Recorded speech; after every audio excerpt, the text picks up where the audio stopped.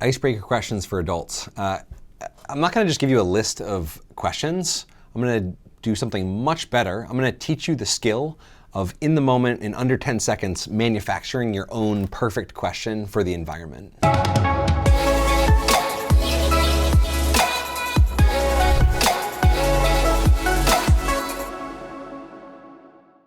Before I have to destroy the word icebreaker. Shatter it, delete it, make it disappear, and replace it with what I believe is a much more intentional framing of connection before content.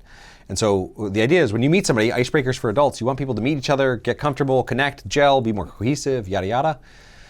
You want them to just connect before diving right into content. What I'm going to teach you comes from the book that Will Wise and I wrote called Ask Powerful Questions. And in particular, we talk about this idea that I've named the awkward elevator trick. And the concept is, if you were to come up with a meaningful question to break the ice with a stranger standing in an elevator and you had nothing else except for the context of what was in that elevator, what question would you ask? I think this is, not that I'm suggesting chatting up everybody in an elevator, but I think it's a really profoundly useful life skill to have. If you are able to just manufacture a conversation out of nothing, you're never at a loss for what should I talk about? What should I bring up next? Oh, this person's really tough to have conversations with. How do I continue it, etc. Like, you're just not at a loss because you have the skill, what I would say, the awkward elevator skill. And here it is. You ready? Tap in to your natural, genuine curiosity by paying attention to something that the person is wearing, carrying, sharing, or presenting, and ask them a question rooted in that curiosity. And here's the profound reason why this works so well. If you're in an elevator with a stranger, you have no shared context other than the fact that you're in an elevator and what they brought in with them. What they're presenting on their face, whether they're like hunched over like this, or really happy, or fidgety, or whatever else, they're presenting that. They also, when they went out in public that day, they probably chose to put things on their body. So they chose to wear a ring or a watch or a shirt or a necklace or an earring or a hat. And so they already started the conversation by communicating something little and subtle there. So again, if you had to build a relationship of trust with me, and let's just say this was the elevator, or we met on Zoom for the first time, if you were to break the ice with me, an adult, I would look around my Zoom screen and say, ooh, what is the story behind that map? Or what the heck is that? Or what's the story behind the ring on your finger? And here's why that's profound. That is generally safe, non-threatening way to start a meaningful conversation. So if I just rolled up to you in an elevator and said, hello, what is one thing life is teaching you right now? This is not a good way to build a relationship of trust. And yet sometimes with icebreakers, we throw some really big questions at people without much framing, without much context, and that can actually create ice rather than break it down. Whereas if something's in the environment, in the context, and it's shared, it's immediately safe. You want icebreakers to be non-threatening and psychologically safe. Now, to be clear, the point is not to talk about the world map behind me or the uncut first ever printed deck of We Connect cards, although those have interesting stories behind them.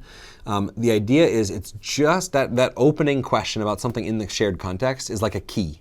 But it's not like a key to your car or house or whatever, or apartment or whatever else. It's like a key to like the master key, custodian's master key on one of those rings that opens up many, many doors. So you ask a question and they share, even if it's one sentence, you can learn a whole bunch about that. So even what I just said, the upside down map behind me, or the unprinted deck, or the unprinted first sheet of We Connect cards, that opens up second, third, fourth questions that allows you to talk about something that typically is either relevant, meaningful, or both to the person. If at this point you're like, man, I just came for a list of questions, there is a link of free printable, awesome connection before content questions in the description or somewhere around here. Feel free to go access those. While you're accessing them, here are 3 super clever, very easy tips to ask consistently powerful questions. The first one, cut out superlatives. If somebody comes back from Europe and we tend to say, what was the best part about Europe? What was your favorite place that you went to? And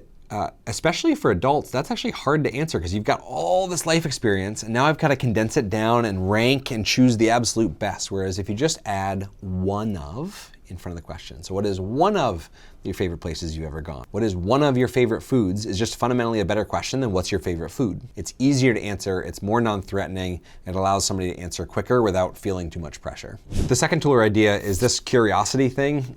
Some people call it a muscle, and I think that's a very terrible metaphor for curiosity. I think it's more like a light switch. You can actually just turn it on.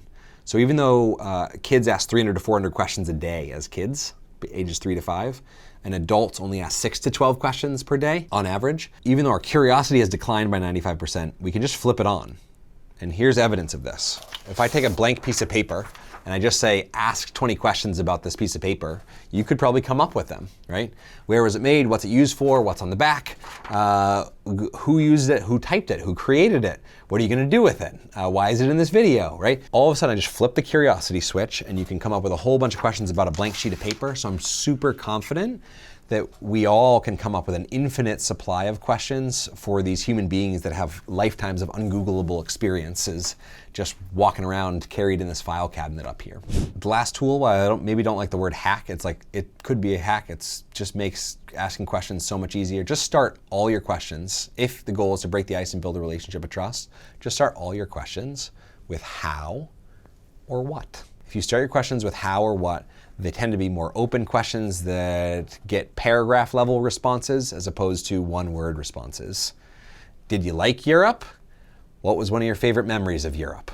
Totally different worlds just by opening up that question. So just challenge yourself to ask questions that only begin with what or how, not why, because if I asked you, why are you watching this video? You then have to rationalize, justify, and defend. And if I'm trying to break the ice with somebody, I don't want them in fight or flight, defensive rationalization mode. If you want to master the art of breaking the ice with adults especially, you're gonna totally want to watch this video titled Connection Before Content, because in my humble opinion, it is the absolute best icebreaker in team building, and I share multiple strategies. And it's kind of like a free mini master's class in the idea of facilitating group cohesion. And it's linked somewhere around here. I'm Chad. Have an awesome day.